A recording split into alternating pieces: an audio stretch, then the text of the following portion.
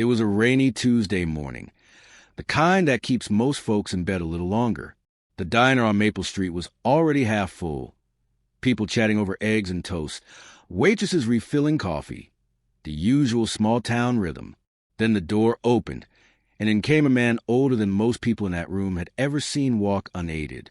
Walter Jennings, 92 years old, a retired U.S. Marine, World War II veteran. He wore a faded military-style jacket, buttons polished, his back slightly stooped, but his eyes sharp.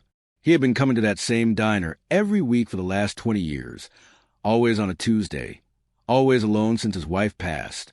He'd sit by the window, order black coffee, 2 scrambled eggs, and never ask for much more than silence and a view. That morning, as he pushed open the glass door with one hand and maneuvered his walker with the other, no one looked up. Not the teenagers scrolling through their phones, not the couple laughing near the jukebox. Walter moved slowly, painfully so, step by step toward the booth he always claimed. He wasn't looking for attention. He just wanted to sit down. But then it happened. His right foot, weakened by age and decades of service, slipped slightly on the wet tile just inside the entrance. The walker wobbled. Walter lost his balance. The entire diner heard the hard thud as his body hit the floor. The impact was sharp, sudden. Dishes clinked. Conversation stopped for a second. Then something far worse happened. A group of young adults at the corner booth began to chuckle. One of them, holding a phone, whispered something and lifted the camera to record. Another covered her mouth, laughing behind her hand. No one moved to help. Walter lay on the floor, stunned but conscious. His hat had rolled a few feet away, his walker out of reach. Slowly, with trembling arms, he began to push himself up, but he couldn't. His knees had given out, so he did the only thing left to do. He crawled. In a room full of able-bodied people, a decorated Marine who had once carried wounded comrades on his back across enemy lines, now dragged himself inch by inch across the diner floor toward his wheelchair. Not one person stood up. Not one voice said, "Let me help you, sir." He passed by a table of 2 middle-aged men. They glanced down, shifted in their seats, then returned to their breakfast. A waitress behind the counter paused, looked around, and then turned back to the coffee machine. Maybe she didn't know what to do. Maybe she thought someone else would act. Walter's breathing grew heavier. His arms were thin, but still showed traces of the strength they once held. Every movement hurt, but he kept going. Outside, the rain tapped steadily on the windows. Inside, the silence was louder than thunder. By the time Walter reached his wheelchair, he was soaked in sweat, shaking. He gripped the side of the chair, trying to hoist himself up, but couldn't. Still no one moved. And in that moment, the question wasn't just about one man's fall. It was about everyone else's silence. How had the world become so numb? When did we begin to laugh at those who had once fought for us? When did a phone recording become more valuable than human dignity? Walter never cried. Not then. Not even when he sat back down, finally upright, wiping his forehead with shaky hand. He simply adjusted his collar, looked straight ahead, and said nothing. But someone should have. Someone should have said something. That morning, the world didn't just watch a Marine fall. It revealed what it had become while he was busy keeping it free. And that, perhaps, was the heaviest blow of all. The clatter of forks and clinking glasses faded into a heavy, unmoving stillness.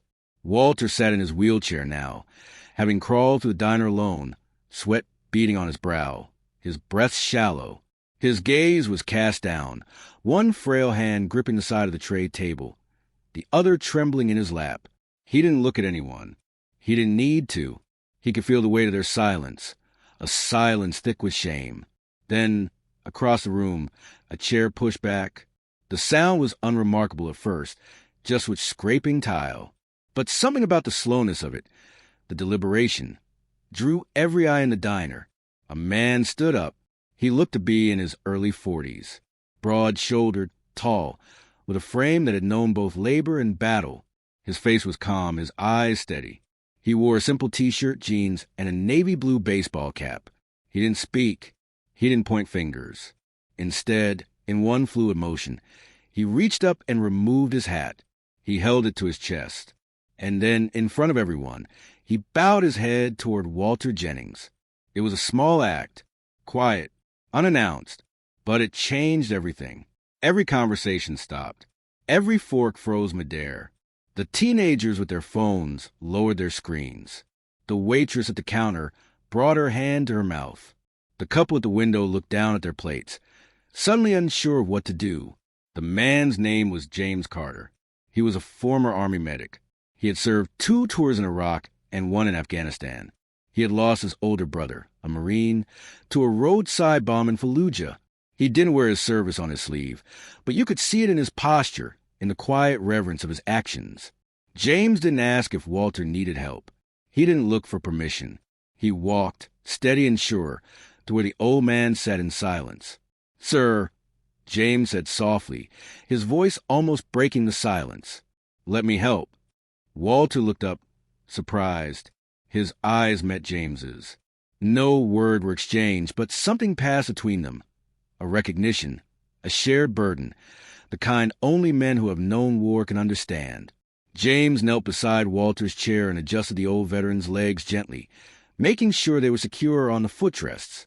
Then he picked up the hat Walter had lost during his fall, carefully, like he was handling a flag, and placed it back on the Marine's head with quiet dignity. No applause followed. No dramatic music played. But the entire room seemed to exhale. Walter placed a shaky hand on James's arm. He didn't say, "Thank you." He didn't need to. James simply nodded in return. From behind the counter, a young man, no more than 19, stepped forward, his apron stained with coffee and syrup. His hands trembled as he held a towel, and his voice was thick with emotion. "I'm sorry," he said, eyes cast down. I didn't know. I didn't think. I forgot who you were." Walter looked at him kindly. "Son," he said with quiet calm, "you remember now? That's enough." The young man wiped his face quickly and nodded. Around the diner, the patrons sat silently, many with eyes wet, some with heads bowed. What had begun as an ordinary Tuesday morning had turned into something entirely different. A lesson, a reckoning, a moment of grace. James didn't return to his seat immediately. Instead, he stood beside Walter's chair, hands still resting lightly on the back, like a silent guardian. He didn't do it for show. He didn't expect gratitude. He did it because it was right. Later, people would say that something in the air changed after that moment, that somehow the diner felt smaller, closer, more human. One woman whispered to her husband. He reminded them what respect looks like. Walter, for his part, remained composed, but his eyes glistened, not from pain, not from embarrassment, but from the rare, precious feeling of being seen, of being honored. James leaned down once more and said, "You okay now, sir?" Walter nodded. "I am now." James gave a soft smile, patted his shoulder, and walked quietly back to his table. He put his hat down beside his untouched coffee and looked out the window as the rain began to slow. The waitress, eyes red, brought over a fresh cup of coffee for Walter. "On the house," she said gently. He nodded his thanks. That small diner, tucked away in a quiet town, had become a sanctuary that morning, not because of speeches or ceremonies, but because one man remembered and reminded everyone else what it meant to honor those who came before, not with fanfare, but with a simple act, the removal of a hat. And in that moment, every heart in the room stood taller. People don't remember that moment because it was loud or shocking like the millions of other videos out there. They remember it because of the silence. A moment of stillness that seemed to freeze the entire room, silencing the chatter, the phones, the laughter, replacing it with something deeper, respect. The video showed James Carter, a young man, rising to his feet, removing his hat, and gently helping Mr. Walter Jennings off the floor. No special effects. No dramatic music. No captions or hashtags. Just a quiet image. A man holding his hat over his heart like it was part of his soul, lifting an old veteran back onto his feet. And then the room went quiet. Tension filled the air. Some young men lowered their eyes. An older gentleman nodded slowly. A middle-aged woman wiped a tear. A waitress stepped closer and softly whispered, I'm sorry, sir. I forgot who you were. The video spread online, not for likes, not for clicks, not to make James famous or to go viral.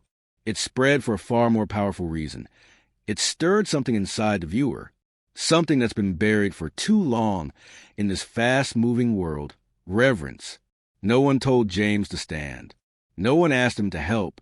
There were no stage directions, no audience applause. He just saw an elderly man in a worn-out Marine Corps jacket struggling on the floor while others looked away. And James knew, without a doubt, what was right. One person stood. One hat was removed. One quiet gesture. And somehow it shook the room. It echoed far beyond that diner. From small towns in Texas to neighborhood cafes in Ohio. From war veterans to high school kids who'd never heard of the Marines. People began talking about the man who took off his hat. They didn't need to know his name. They just remembered the way he held that hat, like it was a flag, like it meant something. On veterans' forums, they shared the video with no outrage, no anger toward the younger generation. Just one caption, "There's still hope." And young people watched too. And surprisingly, they didn't scroll past. They watched to the end. Some reshared it, writing things like, "Made me think about how I treat my grandparents." Or, "This is the kind of courage and respect no school ever taught me." The hat, so simple, became a symbol of memory, a symbol of conscience, a reminder that when something wrong unfolds, one person standing up can change everything. When asked why he removed his hat, James just smiled gently. He wasn't trying to be poetic or wise. "He's a Marine," he said. "I don't know much about him, but I know he served."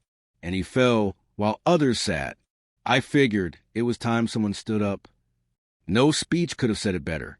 In an age where everything is fast, fast food, fast news, fleeting emotions, one slow, quiet act made the world stop and think. James didn't shout. He didn't demand. He just removed his hat.